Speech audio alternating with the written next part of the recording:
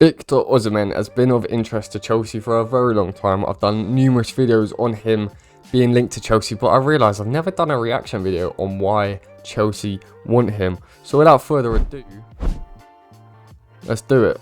I found a video from the same channel, Nino12x. Go check him out. Go check him out. I don't know what he's doing, but obviously I know Victor OSIMHEN is a great finisher of chances. I think I have watched this video in my spare time before, but I want to do it on camera so you guys can see it as well. That's a good finish from Kvaratskhelia. But OSIMHEN there with the keep ups in the box. Okay, so his ball control's decent. He looks agile. He's obviously strong. He's not scared. Oh, he is strong. He's not scared of going one-on-one with a defender. I believe he used to kind of be a winger. I don't think he was always an out-and-out striker at Lille before he moved to Napoli. And remember, Napoli paid a lot of money for OSIMHEN, like £80 million. And I remember at the time thinking, what? But now, they're looking like they're going to make a profit on him. Although, if it had been a season before, they would have made a much more substantial profit on him. How do I fit in this frame properly? I'll do that. He's not scared of anything. Victor OSIMHEN, is he? Go on in. Amazon advert. Yeah, he's happy to hold it up. Squeeze it in at the near post. Oh my goodness. He just has an aura about him as well, doesn't he? And one thing I do know about him is that he loves a header. His stats for his heading is very, very good. And look at that leap for that goal. He's got a bloody smash on him from his right boot. And yeah, he's done it on a big stage in Napoli. It's a big club. Another header. Him and Kvaratskhelia linked up very well when they won the Scudetto together. They linked up very, very well. Bullying Chris Small in there. And the angle for that finish. These are not easy finishes. He's not even looked at the goal. He's just a striker where he knows where the goal. He knows where the back of the net is. Chest it down, die it, smack it near post. He's got a boot on him. And I don't know why he wears why does he always wear a mask? Does he always wear a mask? Does he only sometimes wear a mask? Or is this just another header at the back post? He's brave. He's brave. He's stuck his head right on the line there from the keeper coming out the post. Yeah, he's not gonna pull out of a header because he's gonna get clattered. He's gonna do anything for a goal. Didier Drogba-esque, Diego Costa-esque. If there's a goal on the line, he'll put his head where it hurts. And we haven't really had that at Chelsea for a while. Timo Werner, nope. Kai Havertz, nope.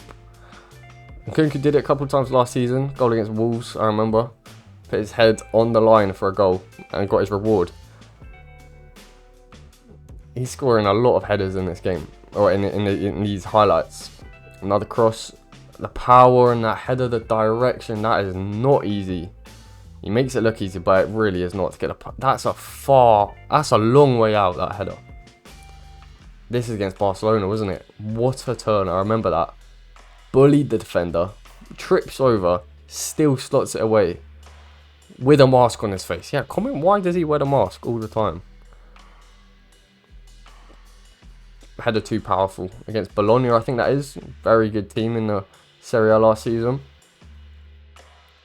1-on-1. He'll slow it away. He won't pass it. He wants the goals. He wants the numbers. And Chelsea could do with goals and numbers. He's a finisher of chances. Although, the only thing is, as we see another finish there, a lot of these look transitional football. So like on the break. Puts the ball in the box, he finishes it off. Or like this. Holds it up. There you go, a little hold up play. Like this, running onto a pass. There's none where he's just in the right place at the right time, like Erling Haaland did, or does for Man City. But what I was going to say is Erling Haaland for Dortmund was a lot more transitional. It wasn't tiki-taka, pass, and then he's just in the right place at the right time to finish it off. That's what he does at Man City. But yeah, he just learned. He's just a good enough striker to be in the right place at the right time. And so does OSIMHEN. OSIMHEN looks just the same. He looks like a confident guy. And I think, I don't know, he'll get a big move and just do well wherever he goes, OSIMHEN, I reckon. It's either PSG or Chelsea, unless Arsenal come in last minute and he chooses Arsenal, which I doubt. I doubt he'd do that to Didier Drogba or John Obi Mikel, who are apparently tapping him up every single day. See, that's a good ball in the box. Unlucky with the bounce in the end. Pressing from the front. That's what Maresca will be asking of him if he does end up joining. Pressing from the front again.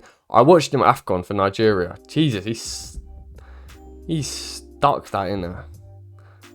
Yeah, I watched him at AFCON with Nigeria, and Nigeria played football where they just sit back, and OSIMHEN would be one of the only players forward. If you watched him at AFCON, you'll agree with me. Nigeria just sat back behind the ball and ended up scoring a lot of headers through Truce to Kong in the end.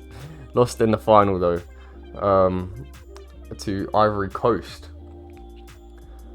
But yeah, OSIMHEN, I think he scored one goal maybe at AFCON, if I remember correctly. It was either 0 or 1.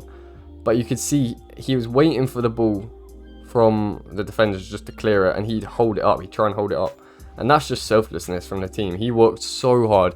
I remember he was sweating. It was in the Ivory Coast, AFCON. It was held in the Ivory Coast. And he just looked so sweaty because he was just running and running. Hardly had the ball much, but when he did, he'd hold it up. And to be honest, the rest of his team didn't seem to be on his level. I think he looked a bit frustrated at points in AFCON for Nigeria, because he was doing this sort of thing, headering it on, flicking it on, but his teammates just weren't there, didn't have the quality to be on his level. And at Napoli, he's got good players around him. Kvaratskhelia, got Anguissa, got some good players, but they're not on the level of what Chelsea have. Christopher Nkunku, Cole Palmer, Pedro Neto, Raheem Sterling even you could put in that, potentially João Felix. The players around him, he could bring the best out of them, they could bring the best out of him. And oh, that is unlucky. Come off the post there. Come off the post again, I think that did. Yeah, he's a finisher of chances. I don't think it'll matter too much that this is a lot of transitional football, because if you can score a goal, you can score a goal.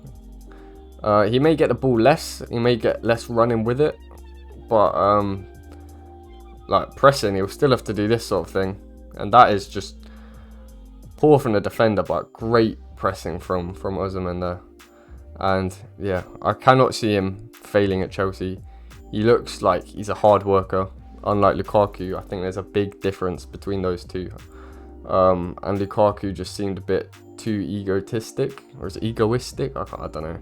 OSIMHEN looks like a selfless presser of the ball, but his quality is so good. Look at these headers, the power he gets on them, and he's humble. He goes back to Africa. There's videos of him seeing his teachers, I think, and it's just so cute and heartwarming, and playing football with other people back in Africa, and it just does look, yeah, he's not got an ego like Lukaku.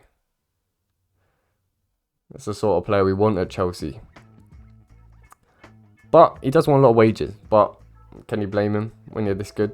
And especially PSG, I saw a comment, someone said, why would we pay his like mega wages? Look at that little flick there. That is just vision.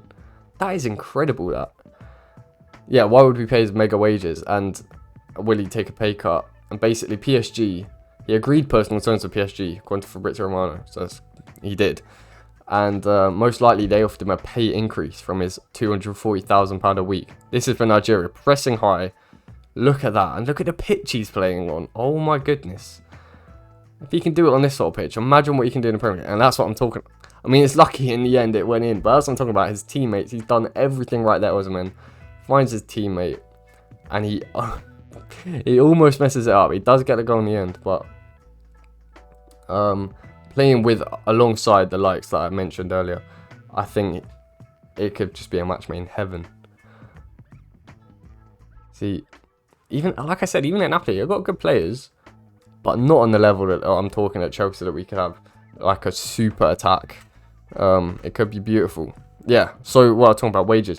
He's on about 240k a week. PSG offered him a pay increase, obviously accepted that, but Chelsea are saying that he'd have to take a pay cut if he joins Chelsea, which is slightly unfair. I can understand if he's agreed, he's been offered a pay increase, but Chelsea are saying, if you want to join us, got to have a pay cut. And Napoli will not accept a deal with PSG because they're not offering enough. And Chelsea have the upper hand in a deal for OSIMHEN because we have Lukaku and they want Lukaku to replace him because that's Antonio Conte's wish. So if you haven't already, subscribe to the channel. Like the video as well. Comment your thoughts on Victor OSIMHEN. Will it go through? Will it just be never ending? Will he stay at Napoli? Will he go to PSG? What do you think? I'd love him at Chelsea. I think we need a big striker, a big name striker, and if the rumours are correct, we could get him for a little swap deal with Romelu Lukaku and a Cesare Casadei plus about £40 million, which I think is a no-brainer. So, see you on the next one. Goodbye.